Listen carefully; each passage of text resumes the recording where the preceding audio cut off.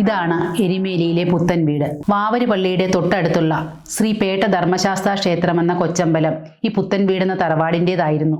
ക്ഷേത്രത്തിന് സമീപത്തായി റോഡിന് തെക്കുഭാഗത്ത് പടവുകൾ കയറി ചെല്ലുമ്പോഴാണ് ഈ വീട് കാണാൻ സാധിക്കുന്നത്. 1935 ഈ ക്ഷേത്രം ഇവർ തിരുവിതാംകൂർ ദേവസ്വം ബോർഡിന് കൈമാറി. ഈ പുത്തൻ വീടും ദേവസ്വം ബോർഡ് ഏറ്റെടുക്കുന്നതിന് സന്നദ്ധമാണെങ്കിലും വീട്ടുകാർ തയ്യാറാകാത്തത് മൂലമാണ് ഏറ്റെടുക്കാത്തത്. ഈ വീടിനൊരു ഐതിഹ്യമുണ്ട്. പണ്ട് കാലത്ത് എരുമേലി എന്ന പ്രദേശം വനനിബിഡമായിരുന്നു. അതിനാൽ വളരെ കുറച്ച് വീടുകളെ ഇവിടെ ഉണ്ടായിരുന്നുള്ളൂ. മഹിഷി നിഗ്രഹാർത്ഥം മനുഷ്യാവതാരം കൈക്കൊണ്ടു എന്ന് വിശ്വസിക്കപ്പെടുന്ന ധർമ്മശാസ്താവ് എരുമേലിയിലെ പുത്തൻ വീട്ടിലെത്തിയത് ഒരു സന്ധ്യസമയത്തായിരുന്നു. ഇവിടെ ഒരു വീട്ടമ്മയും മകളും മാത്രമാണ് താമസിച്ചിരുന്നത്. തേജസ്വിയായ യുവാവെന്ന് ഒറ്റ നോട്ടത്തിൽ മനസ്സിലാക്കിയ വീട്ടമ്മ അദ്ദേഹത്തെ സ്വീകരിച്ചിരുത്തി. സംഭാഷണ മധ്യേ മഹിഷി എന്നു പേരുള്ള ഒരു സത്വം എരുമേലിയിൽ ചെയ്തുകൂട്ടുന്ന അക്രമ താണ്ഡവങ്ങളെക്കുറിച്ച് അവർ യുവാവിനെ പറഞ്ഞു കേൾപ്പിച്ചു. മഹിഷിയെ ഭയന്ന് ആണുങ്ങൾ സ്ഥലം വിട്ടിരിക്കുകയാണെന്നും തന്മൂലം മഹിഷി കോപാകുലയാണെന്നും അവർ പറഞ്ഞു. അതിഥിക്ക് ഭക്ഷണമായി ശിവപൂജയ്ക്ക് കരുതിവെച്ച അവലാണ് നൽകിയത്. ചാവടിയിൽ അന്തി ഉറങ്ങാനുള്ള സൗകര്യവും യുവാവിന് നൽകി. അന്ന് പാതിരാത്രിയിൽ അങ്ങകലെ വനാന്തർ ഭാഗത്ത് ചില ശബ്ദ കോലാഹലങ്ങൾ കേട്ടെങ്കിലും ഭയം മൂലം വീട്ടമ്മ പുറത്തിറങ്ങിയില്ല. യുവാവ് ശബ്ദം കേട്ട സ്ഥലം ലക്ഷ്യമാക്കി ഒരു വാളുമെടുത്ത് വനത്തിലേക്ക് പോയി.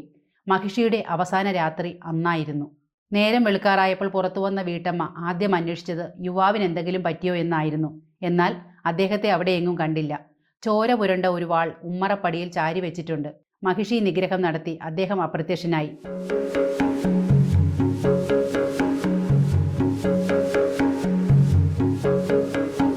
കാലങ്ങളും വർഷങ്ങളും കഴിഞ്ഞു. ഉദയനൻ എന്ന കൊള്ളക്കാരനായ അക്രമിയെ നിഗ്രഹിക്കുന്നതിനായി വീണ്ടും അയ്യപ്പൻ എരുമേലിയിലെത്തിയപ്പോൾ സുഹൃത്തായ വാവരാണ് ഈ പുത്തൻ വീടിനെ പരിചയപ്പെടുത്തിയത്.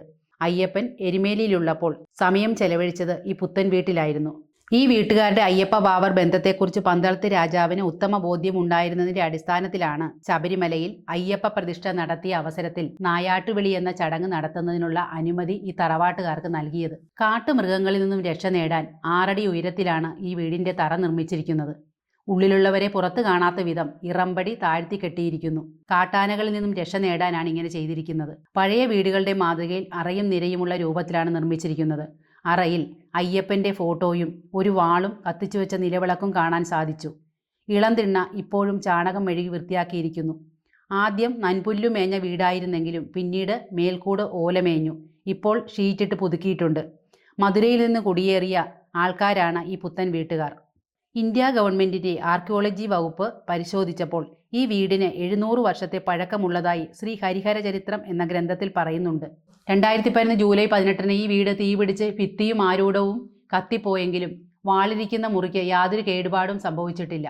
നൂറ്റാണ്ടുകൾ പഴക്കമുള്ള ഈ വീട് കാണാൻ വരുന്ന ജാതിമത ഭേദമന്യേ ആരെയും ഈ പുത്തൻ വീട്ടുകാർ വളരെ സന്തോഷത്തോടെയാണ് വരവേൽക്കുന്നത്. എന്തായാലും ഈ കാഴ്ചകളൊക്കെ പുത്തൻ തലമുറയ്ക്കൊരു കൗതുകമായേ തോന്നൂ.